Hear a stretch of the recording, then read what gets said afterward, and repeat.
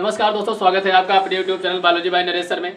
आज हम लोग क्लास 12th बायोलॉजी पुष्प चैप्टर का या फ्लावर चैप्टर का पिछले चैप्टर में हम लोग गुण बीजाणु जनन तक क्लियर कर चुके थे। आज हम लोगों को जो है परागण यानी कि जो परागण होता है और फ्रूट्स होता है उसके बारे में चीज़ों को क्लियर करना है। ठीक है, तो चलिए बारी बारी से चीज़ों को समझते हैं भैया।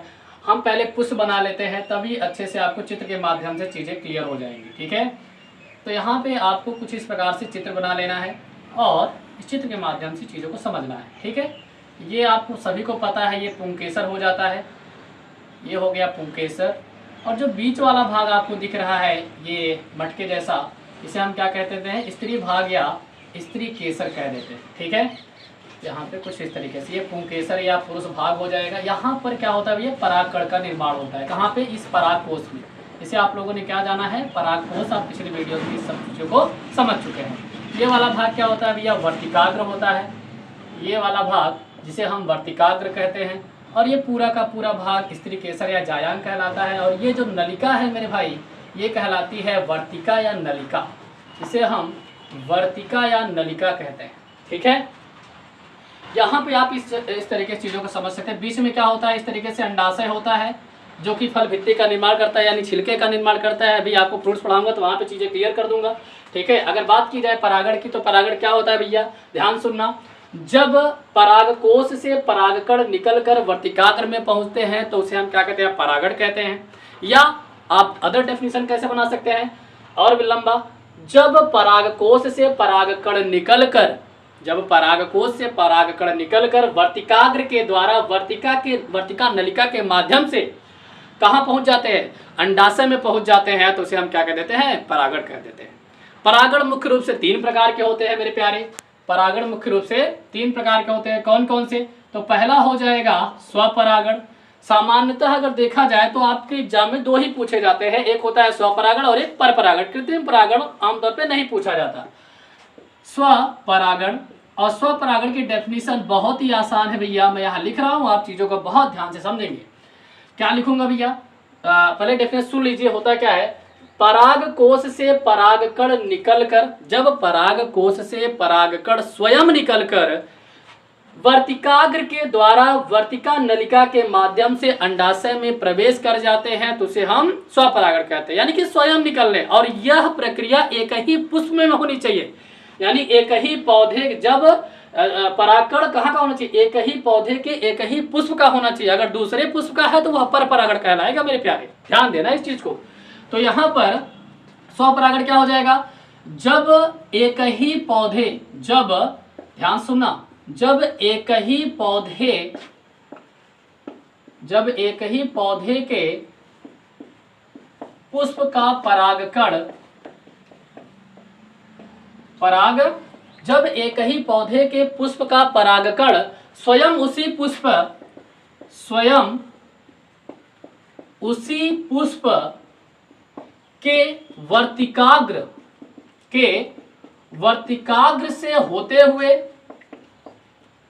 वर्तिकाग्र के द्वारा लिख लो ज्यादा अच्छा रहेगा, वर्तिकाग्र के द्वारा वर्तिका या नलिका से होते हुए, वर्तिका या नलिका से होते हुए, वर्तिका या नलिका से होते हुए अंडाशय में पहुंच जाता है, अंडाशय में पहुंच जाता है। कहां पहुंच गया मेरे प्यारे, अंडाशय में। ठीक है, और यहाँ पे जैसे ही अंडाशय में पहुंचा तो यहाँ पे क्या हो जाएगा, निषेचन हो जाता है। इसे हम क्या कह देंगे, स्वपरागण कह देते हैं। ध्यान रखना कि एक ही पौधे का पुष्प होना चाहिए, स्वयं उसी पौधे के पुष्प का परागकण होना चाहिए। अगर वह दूसरे पुष्प का है तो वह परपरागण कहलाएगा। अभी मैं इसके बाद तुरंत परपरागण बता रहा हूं, ध्यान सुनो। अब इसके बाद आ जाता है परपरागण, दूसरा हो जाएगा परपरागण। परपरागण क्या हो जाएगा, इसे सेल्फ पॉलिनेशन भी बोल देते हैं। ठीक है, स्वपरागण को।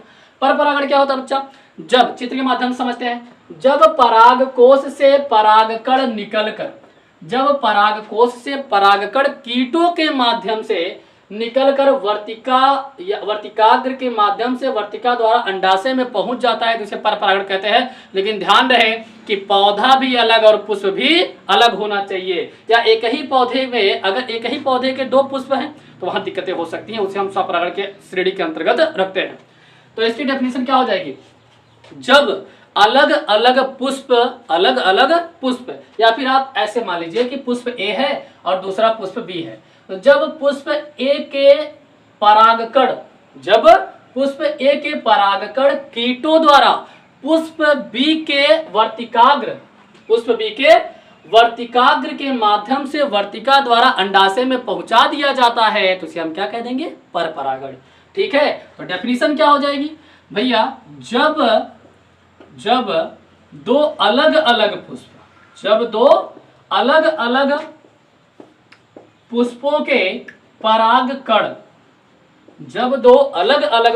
के परागकण कीटों के माध्यम से किसी एक पुष्प का परागकण किसी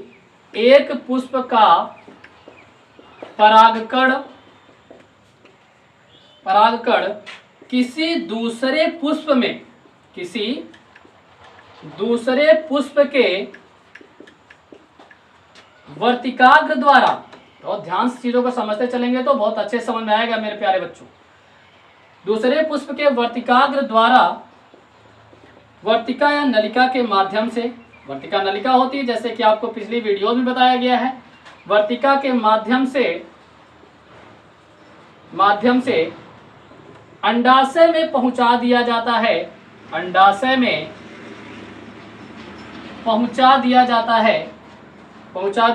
है, तो इसे हम क्या कह देंगे, परपरागण कह देंगे मेरे भाई, ध्यान है। तो यहाँ पे ये परपरागण हो गया। फिर से एक बार समझो यार, जब किसी एक पुष्प का परागकण किन्हीं कीटों के माध्यम से दूसरे पुष्प के वर्तिकाग्र के द्वारा वर्तिका के माध्यम से अंडाशय में पहुंचा दिया जाता है। सिंपल है यार, एकदम सिंपल है, अगर आप चाहोगे तो बहुत आसानी से याद कर सकते हो तुरंत। ठीक है, तो उसे हम परपरागण कह देते हैं। अब तीसरा वाला जो है मेरे प्यारे, वो आ जाता है कृत्रिम परागण। ये क्या होता है मेरे भाई, जब परागण, इसको तो ऐसे सुन लो यार, ऐसे याद हो जाएगा।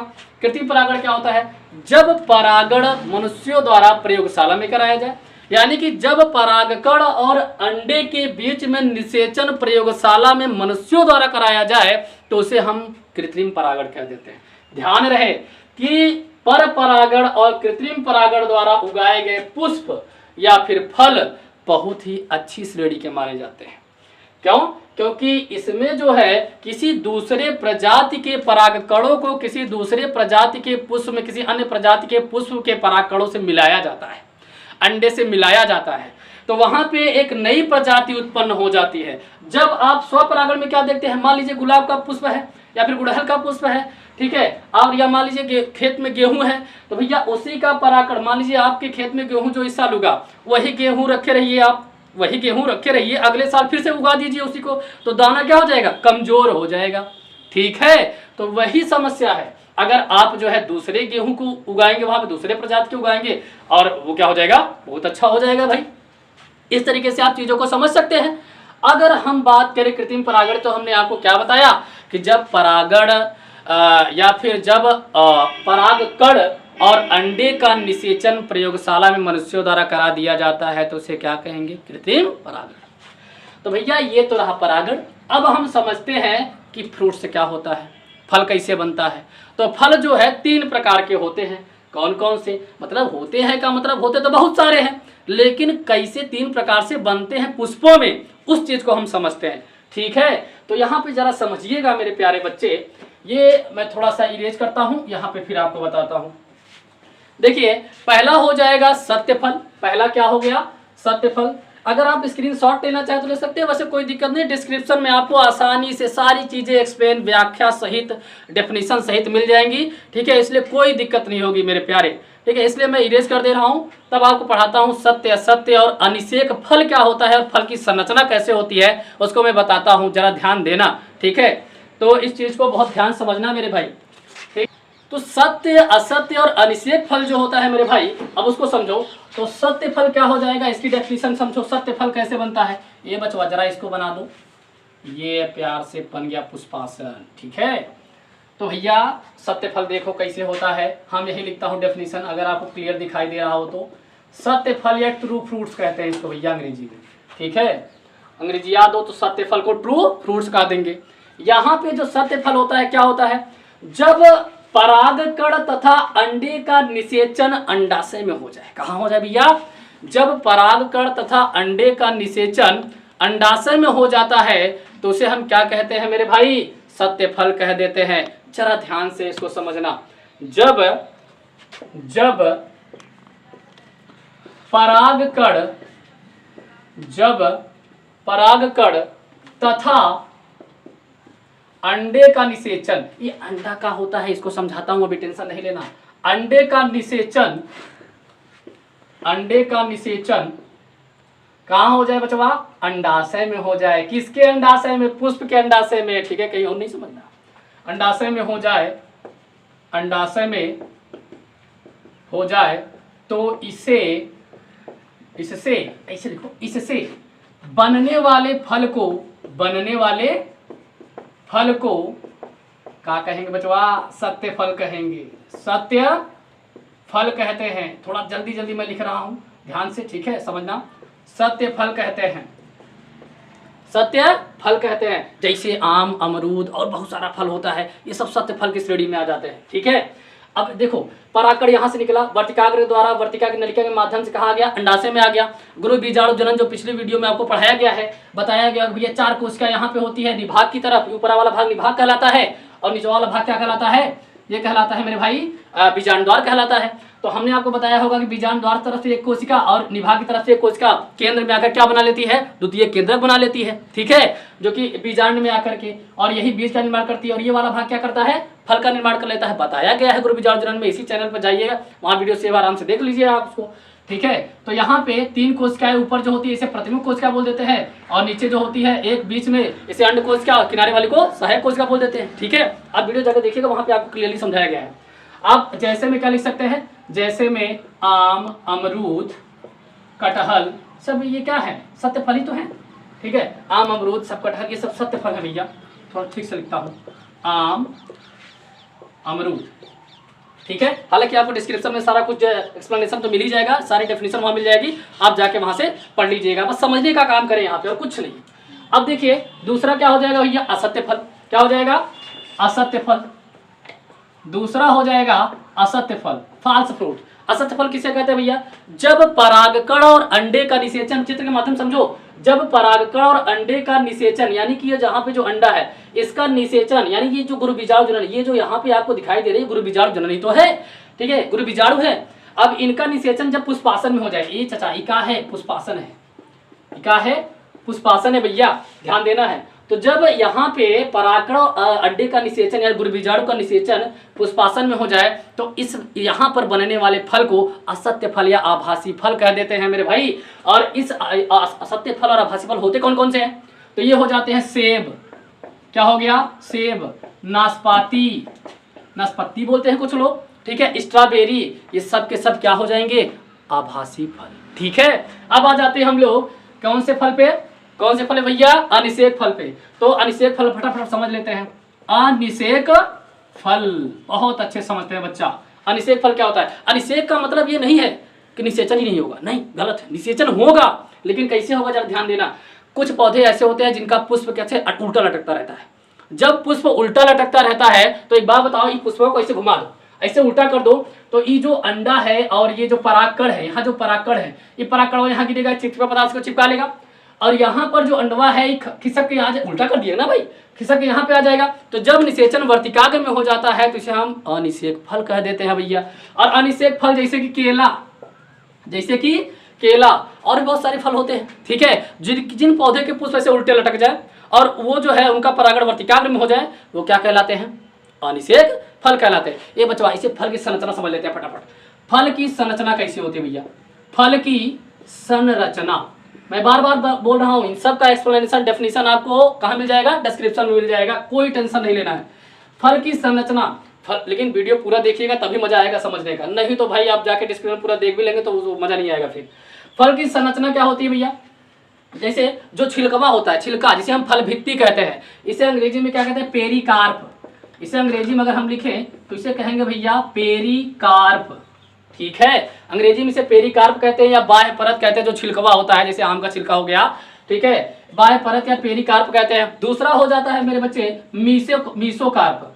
मीसोकार्प ये गुज्जवा होता है जो खाते हैं हम लोग, गुज्जा या थैलमस इसे कहते हैं, ठीक है, जिसे हम लोग खाते हैं। और तीसरा होता है बच्चा एंडोकार्प।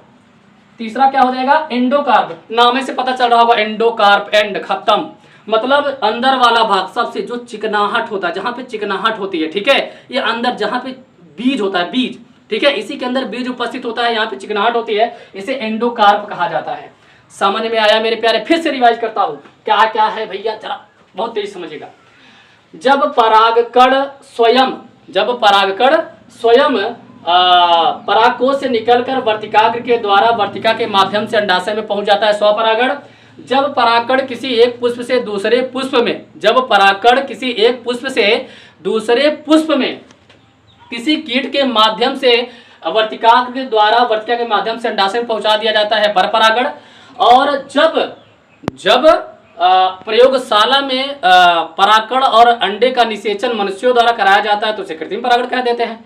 फल मैंने बताया सत्य फल असत्य फल, जब ऐसे सिंपल डेफिनेशन समझो, जब अंडाशय में परागकण और अंडे का निषेचन हो जाता है तो उसे हम क्या कह देते हैं, सत्य फल कह देते हैं। और जब वर्तिकाग्र में होता है तो अनिषेक फल कह देते हैं, जब निषेचन वर्तिकाग्र में होता है। और जब पुष्पासन में हो जाए तो उसे असत्य फल कहते हैं। मैंने एग्जाम्पल भी दे दिया, आम अमरूद ये सब सत्य फल है, केला असत्य फल है, सेब नाशपाती ये सब क्या है बच्चा, असत्य फल है, केला अनिषेक फल है, केला क्या है, अनिषेक फल है। तो ये रहा तुम्हारा पूरा का पूरा परागण। और उसके बाद क्या तुमने समझा, फल, और फल की संरचना में पहला बाह्य परत जो छिलकवा होता है पेरिकार्प, मीसोकार्प जो हम खाते हैं, थैलमस जिसे कहते हैं गुज्जवा, ठीक है, और तीसरा होता है एंडोकार्प, ये अंदर वाला भाग जहां पे बीज उपस्थित होता है, ठीक है, इस चीज को हम मीसोकार्प एंडोकार्प कहते हैं। ठीक है दोस्तों, तो चलिए मिलते हैं अगली वीडियो में अगले टॉपिक के साथ, तब तक के लिए जय हिंद दोस्तों।